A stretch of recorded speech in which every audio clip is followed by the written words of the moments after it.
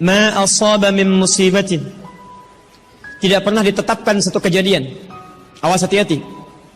Di bumi, fil ardi, wala fi anfusikum, atau menimpa dirimu, illa fi kitabin min qabli an nabraha, kecuali semua itu telah tertuliskan di dalam kitab sebelum semuanya nampak dalam kehidupan. Ayat ini ingin memberikan gambaran bahwa semua kejadian-kejadian yang terjadi di muka bumi ini, termasuk dalam terkait aktivitas kita, termasuk dalam pencarian jodoh kita, semuanya telah tertuliskan, diatur oleh Allah Subhanahu wa taala. Singkatnya, semua ada dalam aturan Allah. Allah telah mengatur si fulan hidup sekian sekian sekian, meninggal sekian sekian sekian, rizkinya sekian, jodohnya akan mendapatkan sekian sekian sekian. Sebagian tidak bisa diikhtiarkan seperti ajal nggak ada ikhtiarnya. Anda tidak bisa ikhtiar untuk bisa menunda atau mempercepat ajal, langsung nggak bisa diintervensi. Sebagian ada yang harus diikhtiarkan, hukumnya sudah ada, cuman kita tidak tahu bagaimana dengan takdir yang telah Allah tetapkan. Maka untuk mendapatinya, maka ikhtiar kita untuk meraihnya. Maka ada sesuatu yang ditempuhnya dengan cara ikhtiar. Tayyib. Di antaranya ini jodoh. Allah telah tetapkan jodoh kita, diatur oleh Allah. Ini yang terbaik untuk kehidupan kamu. Tapi Allah merahasiakan kepada kita siapa jodoh yang dimaksudkan. Maka kita berikhtiar, yang dengan ikhtiar itu ada pahala didapatkan. Saya ulang, ada pahala didapatkan, ada kenikmatan dalam mencarinya. Bayangkan kalau kemudian nikah aja tiba-tiba tanpa ada pencarian. Antum gak akan pernah merasakan bagaimana nikmatnya ta'aruf, bagaimana nikmatnya mengenal, bagaimana mencari, bagaimana pahala bersabar, bagaimana nikmatnya berdoa, bagaimana istikharah dalam menentukan jodoh kita. Itu semua menghasilkan pahala dalam kehidupan kita. Maka yang pertama, lihat ketentuan Allah yang pertama, apapun ikhtiar yang telah Anda tempuh, maka semua ikhtiar ini tetap tidak akan keluar dari aturan Allah Subhanahu wa taala. Jadi kalau antum tadi sudah menunggu selama 4 tahun tanpa komunikasi, Masya Allah, sudah siap melamar, tiba-tiba Masya Allah dibalap oleh orang lain, kalah. Fokus. Maka bagaimana cara memahaminya? Perhatikan, ikhtiar yang Allah tetapkan dalam aturan yang dibuat tadi, boleh jadi tidak harus selalu menyampaikan kita pada tujuan yang kita inginkan. Karena aturan Allah itu ketika ditetapkan akan bersanding dengan maslahat bagi kehidupan kita yang menjalaninya. Ingat ini ya, ingat. Aturan Allah ketika menetapkan, fulan rezeki kamu sekian, fulan fisik kamu begini, fulan jodoh kamu si fulan, si fulana.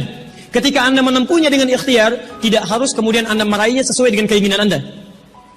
Contoh, maaf, Anda ingin misalnya sekolahnya ke ITB, Anda ikhtiar, juara satu. Begitu tes di ITB tidak lulus, lulusnya ke IAIN. Misal, harap-harap ke ITB, masuknya ke IAIN. Harap-harap ke ITB, masuknya ke UNPAD.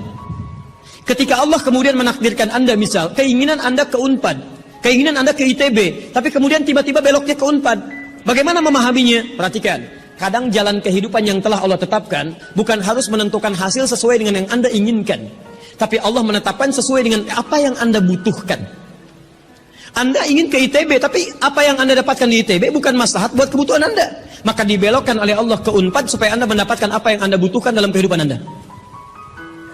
Karena Allah mengabulkan apa yang Anda butuhkan, bukan apa yang Anda inginkan. Saya ulang, Allah mengabulkan hanya apa yang Anda butuhkan, bukan apa yang Anda inginkan. Ada 3 jenis cara pengabulannya. 1, jika kebutuhan Anda sesuai dengan maslahat kehidupan Anda meminta. Maka jika keinginan Anda dalam permintaan sesuai dengan kebutuhan Anda, maka segera dikabulkan. 2, ada yang ketika Anda memohon, Anda belum sanggup untuk mendapatinya. Nanti ketika Anda mulai sanggup, disitulah kemudian Allah berikan. Antum punya anak 5 tahun, antum kaya, punya banyak uang, kemudian anak itu minta dibelikan motor, dibelikan nggak? Uangnya ada, motornya siap dibeli, anak baru 5 tahun, minta dibelikan motor, dibelikan nggak? Tayyib, kenapa? Karena dia belum sanggup menggunakannya. Tapi Anda sampaikan, nah, papa punya uang, papa siapkan ya, nanti ketika sanggup baru saya berikan. Demikian ketika Anda meminta kepada Allah Subhanahu wa taala dan memohon. Maaf, Anda mohon, belum dikabulkan juga. Boleh jadi bukan Allah belum mengabulkan, tapi Anda belum siap untuk menerimanya. Contoh, Nabi Muhammad SAW berdoa kepada Allah supaya kiblat dipindahkan dari Masjid Al-Aqsa ke Masjidil Haram. Kapan berdoanya? Sejak di Mekah. Kapan dikabulkan? Saat ke Madinah. Kurang lebih 3 tahun baru dikabulkan. Quran surah kedua Al-Baqarah ayat 144, paling kiri sebelah bawah. Qad nara taqalluba wajhika fis sama falanuwalliyannaka qiblatan taradaha fawalli wajhaka syatral masjidil haram. Muhammad, kami perhatikan engkau senantiasa menengadahkan wajahmu ke langit memohon, meminta. Lihat, maka mulai hari ini kami kabulkan doamu. Mulai palingkan kiblatnya dari Masjidil Aqsa ke arah Al-Masjidil Haram. Berapa lama Nabi berdoa? 3 tahun. Nabi Muhammad SAW berdoa 3 tahun baru dikabulkan oleh Allah. Kenapa baru dikabulkan? Karena pengalihan kiblat baru sesuai dengan kebutuhan umat Islam pada saat itu setelah 3 tahun. Nabi Ayub alaihissalam. Antum kenal Nabi Ayub? Kenal di mana? Tenang keadaan. Kenal Nabi Ayub. Luar biasa. Tadi malam di Dumai ada yang kenal Korun. Bulan lalu di Lampung ada yang kenal Fir'aun. Masya Allah. Di Pekanbaru kenal Nabi Ayub. Luar biasa. Itu siapa sebetulnya? Nabi Ayub itu diuji dengan penyakit luar biasa. Maaf, tadinya kaya, punya istri yang sangat cantik, anaknya 12.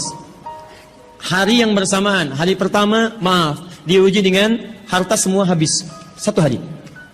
Hari kedua, anak semua meninggal. Hari ketiga, diuji dengan penyakit. Yang penyakitnya tidak akan pernah dialami orang setelahnya. Tidak juga dialami orang sebelumnya. Berapa diuji? 20 tahun. Beliau diuji 20 tahun. Apakah mengeluh? Tidak. Kata istrinya, kalau bahasa kita, papa kan Nabi. Angkat tangan papa, mohon kepada Allah. Mintakan sembuh aja, sembuh. Apa jawab Ayub? Berapa lama kita sehat dan senang? Kata istrinya, Masya Allah, 20 tahun. Berapa lama kita diuji begini? 7 tahun. Kata Ayub, nanti saja. Kalau usia ujian sakit sama dengan ujian sehat, sama-sama 20 tahun, baru saya memohon kepada Allah Subhanahu wa Ta'ala. Anda bisa bayangkan Nabi Ayub, Nabi, Rasul, dekat dengan Allah, jaminannya surga, surga tingkat tinggi, diberikan ujian 20 tahun, beliau bersabar dan tetap ibadah.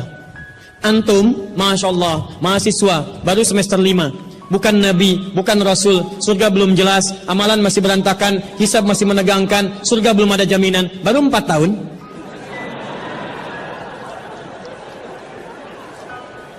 Itu yang terbaik buat antum. Yang terbaik. Jadi bukan berarti ketika Anda tidak mendapatkan dia, dunia hilang untuk Anda. Tidak. Banyak boleh jadi itu hanya titian ajaran dari Allah supaya Anda merasakan bagaimana nikmatnya ta'aruf. Supaya Anda belajar bagaimana mencari yang lebih baik lagi. Lihat kalimatnya, Quran surah ke-24 ayat 26. At-tayyibatu lit-tayyibin wat-tayyibuna lit-tayyibat al-khabithatu lil-khabithin sebelumnya wal khabithuna lil-khabithat. Yang baik akan ketemu yang baik lagi. Yang kurang baik bertemu dengan yang kurang baik lagi. Menurut Anda, dia yang terbaik untuk Anda. Menurut Allah, dia bukan yang terbaik untuk Anda. Yang untuk Anda, ada yang lebih baik lagi. Anda mau menghafal Quran, Anda mau menghafal hadis, maka Allah akan kirimkan kepada Anda yang bisa menjaga Quran dan hadis Anda. Kalau dengan 4 tahun belum bisa menjadikan Anda mendapatkan yang terbaik, tunggu. Karena yang terbaik itu lebih daripada yang mulia akan mendapatkan masa yang cukup panjang. Al-Bukhari menulis hadis 16 tahun, kitabnya abadi. Orang menulis kitab 16 hari belum tentu abadi. Jadi ketika Anda diminta menunggu dalam masa yang cukup lama, sebetulnya bukan masanya yang ditunggu, tapi di balik penungguan itu bukankah di situ ada pahala? Tadi Anda katakan Anda rajin berdoa, bukankah di doa itu ada pahalanya? Anda rajin tahajud, Anda bersabar, Anda bermohon, Anda istighfar. Jadi yang diinginkan oleh Allah dalam penantian 4 tahun itu bukan Anda menikah dengan calon Anda sekarang, tapi Anda mendapatkan pahala yang berlimpah. Dan dengan pahala itu Anda siapkan Quran Anda, hadis Anda untuk membimbing pasangan Anda berikutnya. Paham sampai sini? Baik, alhamdulillah. Jadi nggak usah kecewa ya, nggak usah kecewa. Baik, yang kedua, lihat kaidahnya supaya kita bisa sabar, ya, supaya bisa sabar. 2, Quran surah kedua ayat 286. La yukallifullahu nafsan illa. Tidak mungkin Allah menguji seorang hamba kecuali dia sanggup untuk mengatasinya. Tidak mungkin Allah menguji seorang hamba kecuali dia sanggup untuk mengatasinya. Tolong baca kalimatnya dengan baik ya. Kalau Anda sedang punya masalah, seberat apapun itu, yakinkan kata Al-Quran, tidak mungkin masalah ini diujikan kepada Anda kecuali Anda sanggup. Jadi kalau Anda tidak sanggup, mustahil ujian ini titipan pada Anda. Jadi kalau Anda sekarang misal sedang punya ujian seberat apapun, itu tandanya cuman Anda yang sanggup, yang lain tidak sanggup. Makanya tidak diujikan kepada pemuda lain, cuman Anda, karena Anda yang sanggup menanggung bebannya. Orang lain mungkin sudah naik ke atas atap tuh, loncat, tidak. Anda tidak. Karena cuman Anda yang mampu, bukan orang lain. Ketika Anda mengatakan, ya Allah, kenapa mesti saya yang diuji? Kenapa mesti saya mengalami? Why me? Kata Allah, why not? Kenapa tidak? Cuman kamu yang mampu. Kamu yang harus dapatkan pahalanya, yang lain tidak. Cuman Anda yang jadi pemuda yang kuat, yang lain belum tentu. Tapi nggak usah terlampau bamba, langsung pulang dari sini bikin status. Memang cuma saya yang mampu. Masya Allah. Pekerjaan. Ya. Yang ketiga, tetap ikhtiar. Quran surah 49 ayat ke-13. Jadi jangan sampai, maaf, ya, peluang Anda tidak mendapatkan yang tadi Anda telah harapkan, menjadikan Anda putus dalam berikhtiar. Cari, masih banyak perempuan semuka bumi. Masa tidak ada yang cocok untuk Anda?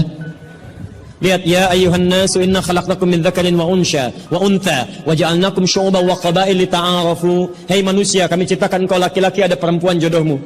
Dan kami pisahkan berbeda-beda daerah. Ya, lihat syu'ub, beda daerah, RT, RW, lurah, kecamatan, kabupaten sampai sedunia. Kalau nggak ketemu di satu RT, cari satu RW ya. Yang nanya tadi. Kalau tidak ada satu RW, cari satu kampung. Masa nggak ada yang ketemu? Boleh menikah dengan perempuan sekampung? Tidak. Masa sekampung mau dinikahi? Tidak. Batas paling maksimal 4. Sekampung tidak pilih satu dari sekampung. Sekampung mau dinikahi, Masya Allah. Silahkan cari, ya. Anda tadi masih kuliah, kan? Silahkan cari. Barangkali ketemu di kampus, ya. Boleh menikah dengan seorang anak yang sedang kuliah? Tidak sedang kuliah, masa dinikahi? Pulang dulu dari situ, ya. Pulang dari kampus, baik-baik di rumah, baru nikah. Ini di kampus mau dinikahi. Ya. Cari, silakan. Nggak ketemu misalnya, mohon maaf, ya, satu kecamatan, kabupaten. Gak ketemu, beda provinsi. Anda orang Riau, mungkin jodoh Anda ada di Jawa. Cari, ta'aruf. Gak ada di Jawa, ada di Sumatera. Gak ada Sumatera, ada di Papua. Luas. Indonesia terbentang 5.200.000 kilometer persegi luasnya. Kata Ahmad Mansur Suryanegara, pakar sejarah, dalam bukunya Api Sejarah, halaman ke-19, paragraf yang kedua, baris 1 sampai 3, paling kanan sebelah atas. Luas Indonesia itu daratnya 2 juta kilometer persegi, lautnya 3.200.000 kilometer persegi. Daratan dan lautan, Masya Allah, 5.200.000 kilometer persegi. Masa nggak ketemu? Pulaunya 13.677 pulau. Itu belum termasuk Pulau Gadung dan Pulau Gebang. Ada semua. Nggak ada di Asia Tenggara, nggak ada Asia Tenggara di Asia, nggak ada Asia Amerika, nggak ada Amerika di Eropa, nggak ada Eropa di Afrika. Masa nggak ada yang cocok? Kalau tidak ada, mungkin antum ahli surga. Karena itu pun jodoh antum pun bidadari surga. Masya Allah. Tapi sebelum ke surga, baiknya menikah dulu di dunia, ya. Ya, sebelum kiamat kurang 2 hari. Tuh, mic aja ada pilihan. Masa antum tidak ada?